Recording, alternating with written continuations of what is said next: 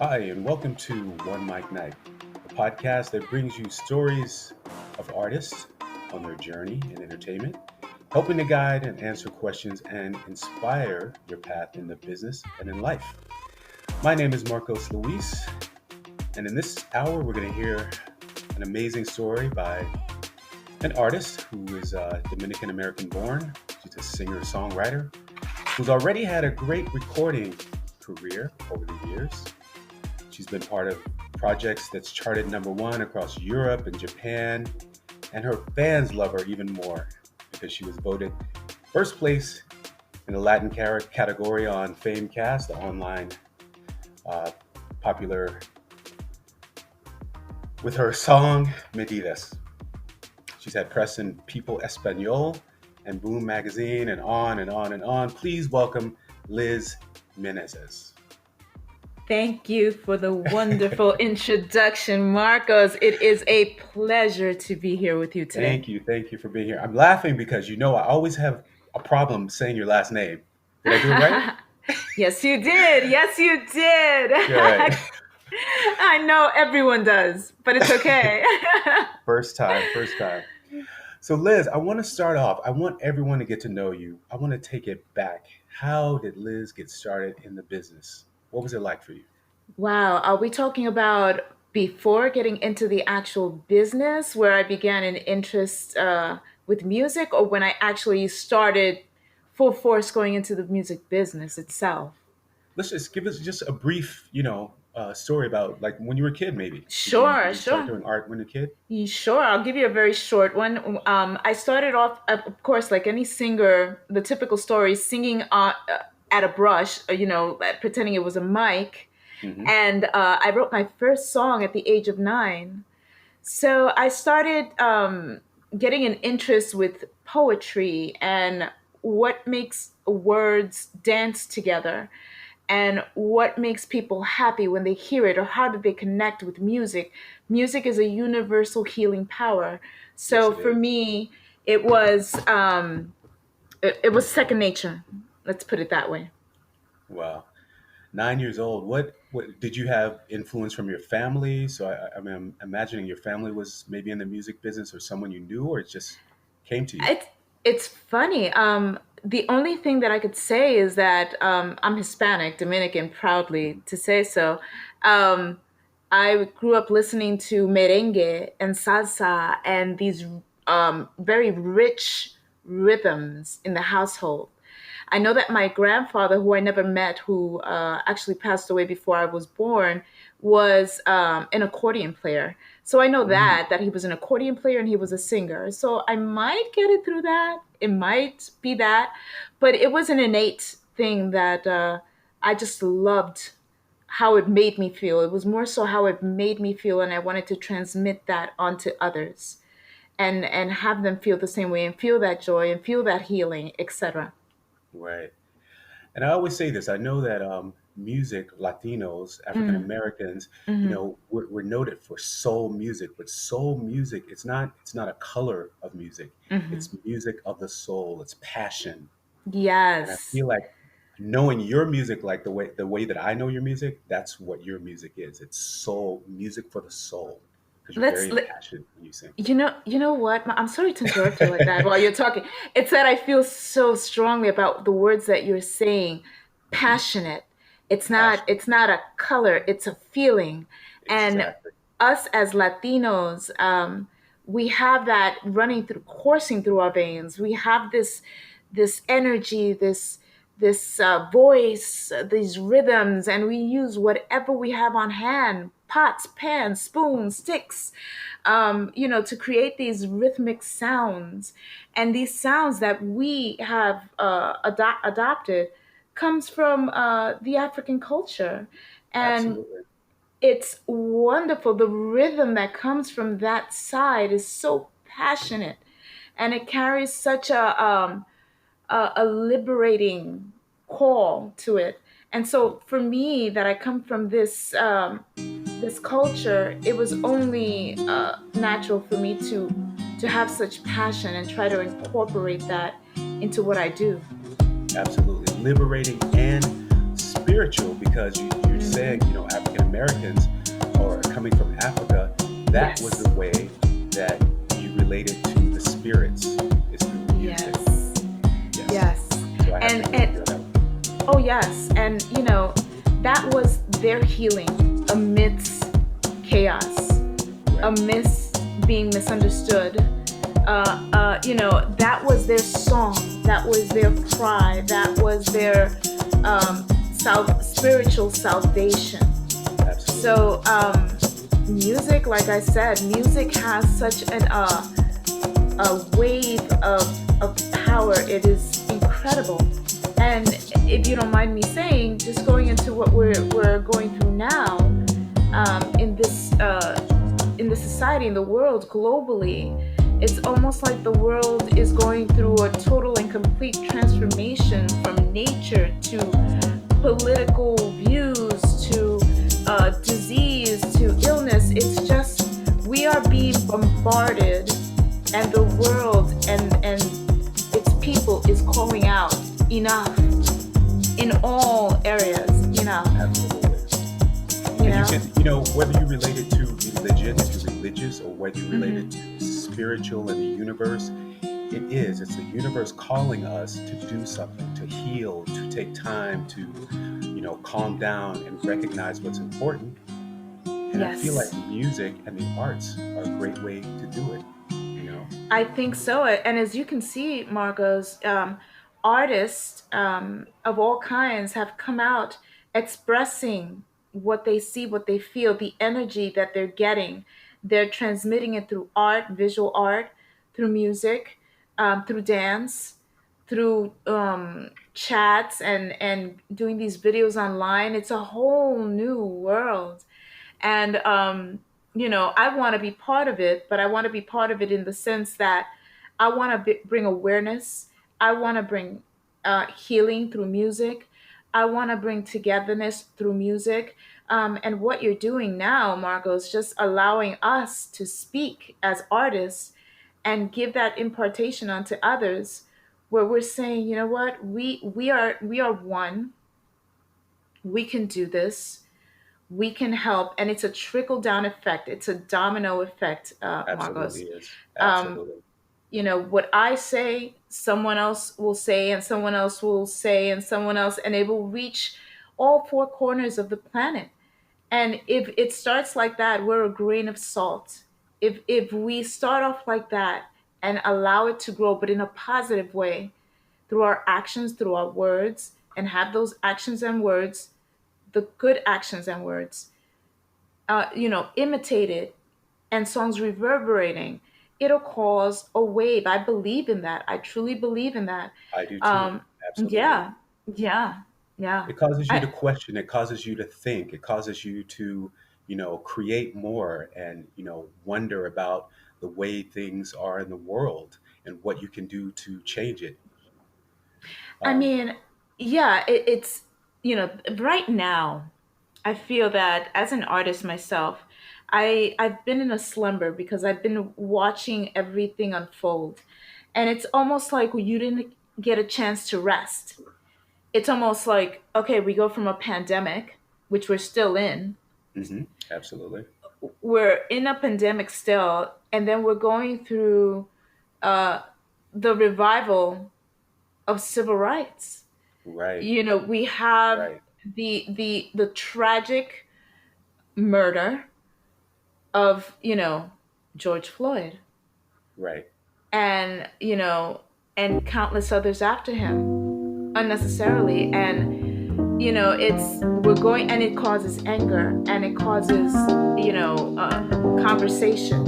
I want to see it as it's stirring up conversation that society has been scared to have, and now it's in your face. it's in your face and it's causing action to take place. Hmm. We're at that point. So let me Yes. ask you this. What do you, with your music, do you ever embody any of that in your music? What message do you give with your music? Because I know you're a songwriter. Yes. And shall we say, let's put it this way, I'm getting a lot of ammunition lyrically. I'm getting a lot of ammunition lyrically. And it's a responsibility that I have now as I'm receiving all this information and I'm internalizing all this information that's being fed to me through media, through people in the street, through words that I'm hearing, through conversations that I pass by walking in the street. I'm collecting all this, internalizing it, and it's my responsibility to write songs, which I'm in the process of now, songs which educate, songs which bring a better understanding of what we're going through and the fear that we feel, and how are we teaching our children, and that the songs that I write will be able to be sang, that people can sing them without fear, and as a form of uniting and as a form of bringing joy. It's not only I'm going to write songs that are sad lyrically or just, fight, fight. Yes, fight, but fight intelligently, and the songs that I'm writing now, I'm writing both songs that are rhythmic, Yes, that when I do shows, hopefully soon we'll be able to, um, when I do shows, that people will stand, and people, I will hand them my tambourine, and let's do a line in the venue, and let's sing it out, and let's release positive energy. So that's what I'm writing about now. I'm still internalizing and still organizing my thoughts, but I've already started the process of writing and connecting with producers, and putting a team together that is in the same mindset, because that's very important for artists that are out there. Your team must be in the same mindset as you, have the same vision as you, absolutely. so that the project itself will be done cohesively, so that the project itself will have that energy once you're starting to work on it from beginning to z, from beginning to end, that project is done in such a way that when it actually reaches the ears or hands of listeners, they feel it even before playing it. So that's the whole thing. It's the energy and the message behind what you do. Right. And as you say this, you're making me think of people like Bob Marley, you Oh, know. love him. Ah, Yeah, James Taylor, people who have messages yes, and the yes, songs are melodic or the songs stick with you and then yes, make you want to change. That's exactly yes, what I'm thinking about.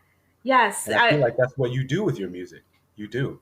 I'm so glad that you've known me, Marco, since my beginnings. Right. And you know that, not every single performance is going to be, oh, she's going to be completely in tune or whatever it is. There's going to be things that happen in shows or recordings, etc. But I bring it with such passion to the audience, and I bring it with such conviction to the audience. You have to believe what you create, you have to believe in it in order for it to transmit. And the artists that you have just mentioned, I am very passionate about. Bob Marley, incredible. He was ahead of his time, Yes. way ahead of his time. And James Taylor, if you listen to his lyrics and his music is not harsh. It's not. It's very somber, relaxing, but it always has a message Message. simplicity, Absolutely. and appreciation of life, of family, of simple situations where it could be that you're just sitting at home on your porch, watching and listening, watching the trees sway and listening to the birds chirp and smelling the air. That's peace. Where is your peace? So both artists had messages that till this day reverberate. And that's the kind of artist that I want to be. The kind of artist that even when I'm long gone, like Bob Marley, my music is still impactful. It will be for generations. Right. That was my next question. What do you want to be remembered by? What's, the purpose of your music, of your art, of you as an artist? The purpose of my art is, to be honest with you, it's several things. It's not one, it's several. One, I know that. you know, the music for me started as a passion and as a want and as a dream. And I traveled through that journey of, if this failed, I get back up. If this didn't work, okay, I'll have my moment of sorrow and why, and I can't do this, but I get back up. That I don't have a lot of listeners right now, let's say, but I still keep going because if I reach the one, I'm doing my job. Yes. That if I'm able to pack a venue, people want to hear what I have to say, and it transitions to, I have a responsibility, because if people are coming to see me, they want to hear what it is that I have to say, and they're going to walk out of that venue speaking about what I said, talking You're about my music. absolutely right. And I have to say, I'm agreeing with you on that one. As I was doing the One Mic Night live series shows, I Uh-huh. always said this in the show, whether we're one person in the audience or 500, I'm Mm-hmm. going to do the show. I'm going to Yes. do the show because I want to touch Yes. someone's life in some way. The artist that's here to perform, you'll hear them, you'll enjoy them. They have a message to Yes. tell. So Yes. the message is what's important. It's the message, and of course, I strive to do the best that I can, and I want to be remembered by, she wasn't only a singer, and she wasn't only someone that was known because she had popularity because of music, but who am I as a person? Who am I as a person? Yes. She's approachable. She doesn't only speak about music, but she also had a conversation with me about what's going on now. She was aware. She knew what was going on. And she wasn't only, a musician, but she was an advocate for different things, for different causes. And how much are you injecting yourself into these different areas of life? Because it's not only someone else's life, but your life is there as well. We live in the same environment. Yes. So if we're seeing change that is not a good change, what are we gonna do? Right. What is it that we are going to inject? What is You our know, responsibility for our neighbor, for the next exactly. ones? Yes. Exactly. And that's my takeaway from all this, is that I'm so happy to be speaking with you, and it's not only about music, but it's also about the world, our society, nature. It's all hand in hand.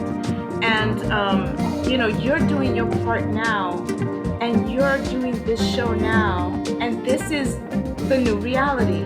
You've said to yourself, I need to do this.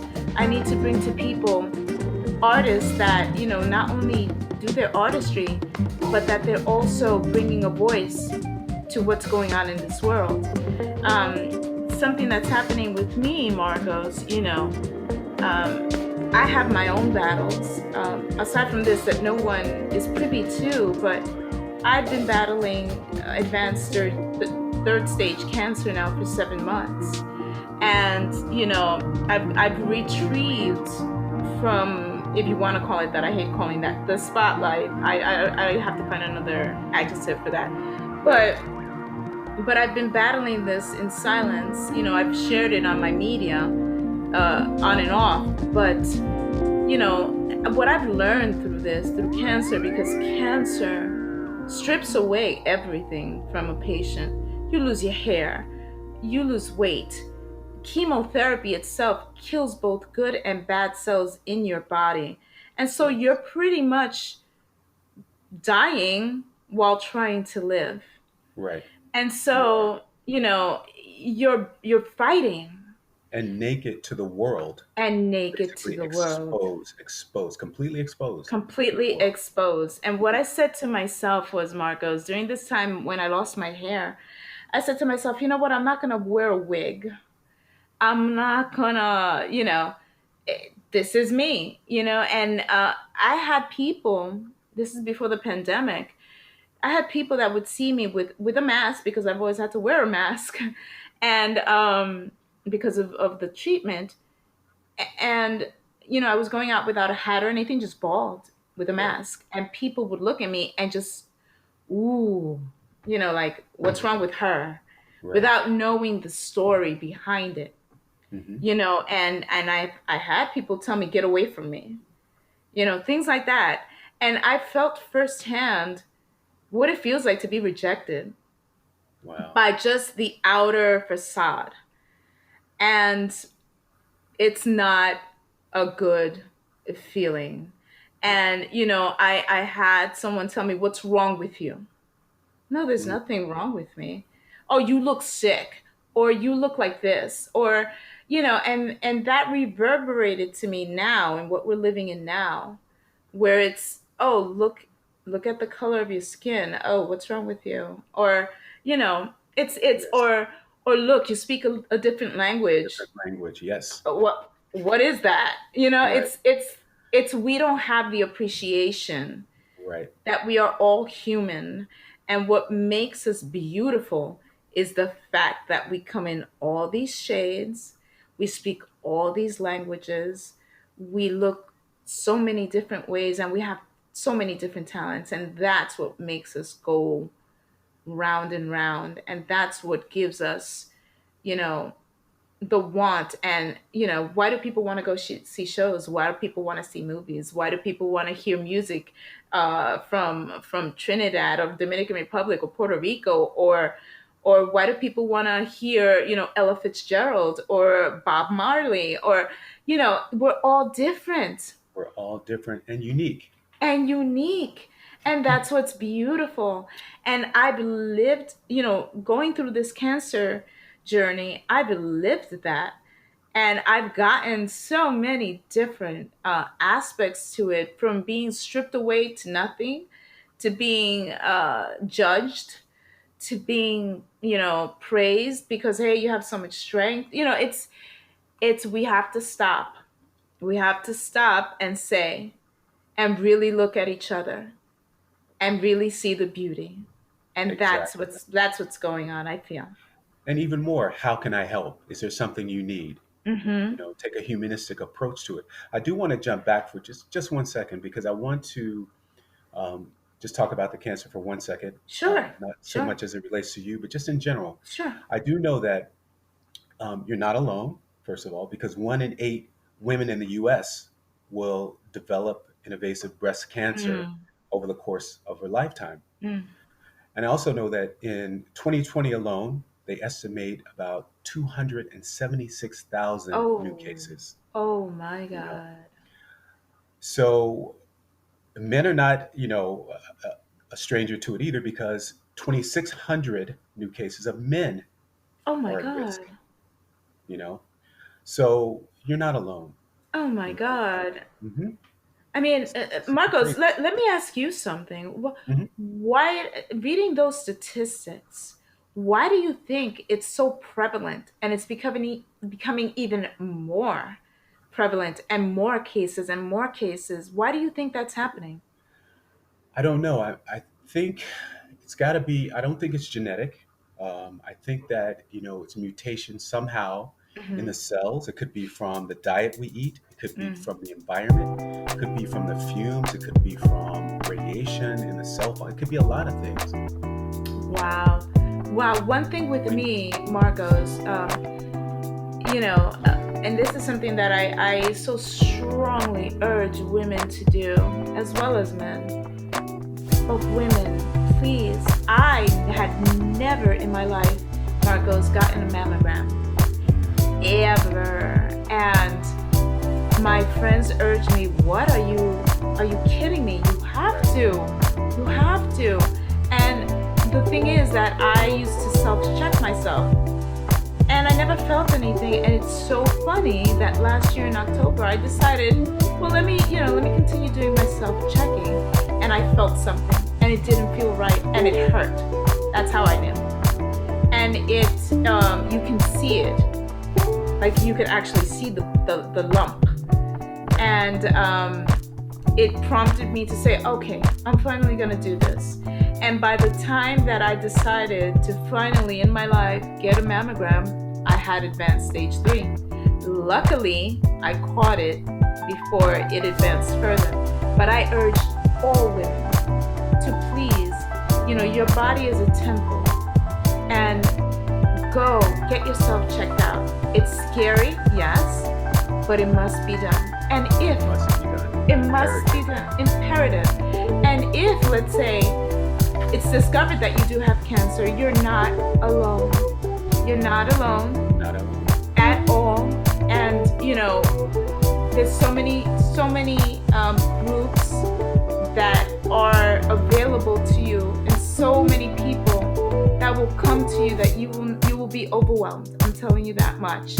But it's a renewal. You'll go through a renewal. You'll analyze life, and at the end of the whole journey, you'll say to yourself, I'm a different person, and I'm a person that wants to make a change, because that's what happened to me. I came out of the journey saying there's more to life. There's a second chance. There's more to life. So, urge, and why do I think this is more prevalent? I really don't know. I agree with you, Marcos, that I feel that it's a matter of diet. It's Mhm. environmental. Yes.